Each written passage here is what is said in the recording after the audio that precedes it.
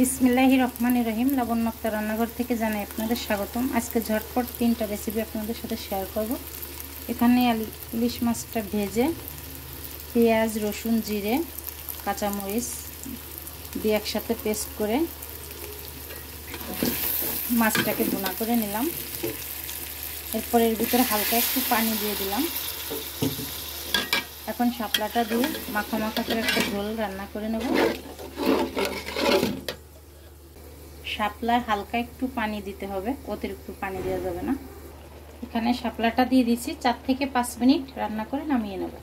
এখানে দিয়ে দিচ্ছি পেঁয়াজ, কাঁচামরিচ, লবণ, হলুদ আর একটু জিরে, রসুন দিয়ে বাটা। এটাকে একটু ভেজে নিয়ে পুঁই শাক দিয়ে রান্না করে নেব।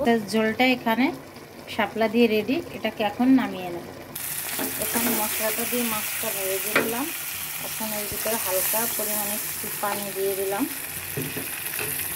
এখন এর ভিতরে দিয়ে দেব হালকা কয়েকটা পুঁই শাক, একটু নাড়াচাড়া দিয়ে মিশিয়ে নেব।